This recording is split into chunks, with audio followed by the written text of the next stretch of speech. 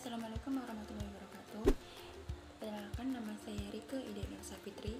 Di kesempatan kali ini saya akan mereview sebuah buku karya Mardigu Wowi Prasantyo atau yang sering disapa dengan Bosman. Dari judulnya saja itu sudah cukup menarik ya, kebelet kaya. Jadi kebelet itu kan sesuatu yang identik dengan hal yang terburu-buru atau kita melakukan sesuatu itu nggak pakai mikir gitu ya. Nah, sebenarnya buku ini tuh sebuah buku untuk para entrepreneur atau bagi mereka yang ingin memulai bisnis atau mewujudkan bisnisnya. Dalam buku ini terdiri dari 12 bab yang masing-masing babnya itu terdiri dari isi sekaligus kisah atau cerita dari penulis itu sendiri dan juga para rekan-rekannya. Nah, langsung saja bab pertama yaitu bagaimana memulainya. Maksudnya memulai apa ya? Nah, tentunya yang dimaksud di sini itu adalah memulai sebuah bisnis. Jadi, seorang entrepreneur itu harus berani dalam memulai bisnis. Setelah berani, langkah selanjutnya itu lakukan dengan segera.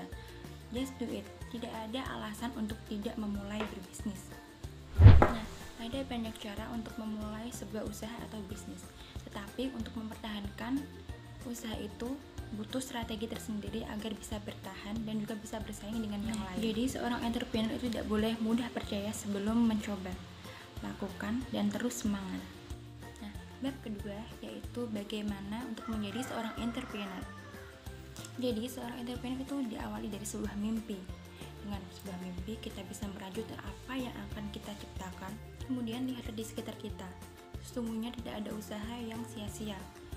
Ketika kita melihat peluang, jangan sampai kita biarkan kesempatan itu berlalu begitu saja. Karena jiwa entrepreneur itu selalu memanfaatkan peluang dengan baik. Bab ketiga dalam buku ini adalah membidik pasar. Yang pertama yaitu butuh nyali untuk mewujudkan sebuah ide. Ide tanpa aksi sama dengan mimpi. Ya, begitulah kiranya. Sehebat apapun ide, jika kita tidak punya nyali untuk mewujudkannya, maka akan sia-sia belaka. Jadi, hal yang terpenting yaitu berani untuk mewujudkan ide. Pada intinya, seorang entrepreneur itu harus aktif dan juga cekatan terhadap setiap peluang yang masuk. Dan jangan pedulikan komentator orang lain yang tidak penting dan hanya akan membuat semangat kita menjadi down. Selanjutnya ada hati seorang entrepreneur. Berbicara tentang hati sangat penting sekali ya. Iya, menjadi seorang entrepreneur adalah sebuah tindakan yang berani. Banyaknya ujian dan rintangan terkadang membuat kita menjadi patah semangat dan juga ingin berhenti. Tetapi seorang entrepreneur harus tetap selalu belajar. Dalam diri seorang entrepreneur tidak mengenal kata menyerah. Ia akan terus belajar dan juga belajar untuk menuju kesuksesan. Sekalipun ia gagal, ia menjadikannya itu adalah sebuah awal dari usaha dan awal untuk menuju kesuksesan. Bab kelima yaitu pola pikir seorang entrepreneur. Produktif, kreatif, dan inovatif seakan menjadi hal utama bagi seorang entrepreneur. Ia selalu berada di antara peluang dan juga tantangan. Dan ketika melihat sebuah resiko, ia harus bisa mengubah resiko itu menjadi sebuah kemanfaatan atau keuntungan. Dan seorang entrepreneur juga dituntut untuk selalu cerdas dalam melihat peluang. Jangan sampai ada peluang yang terlewatkan sekejap pun. Selanjutnya ada tugas seorang entrepreneur. Seorang entrepreneur itu mempunyai tugas tersendiri dalam mencapai target yang diinginkannya.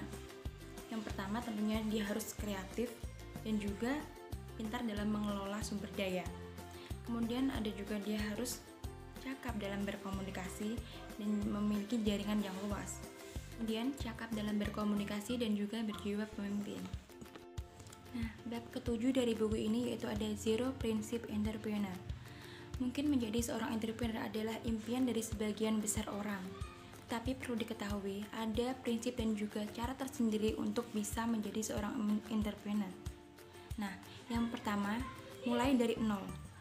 Bab 8 dalam buku ini yaitu berbicara tentang berbisnis tanpa modal.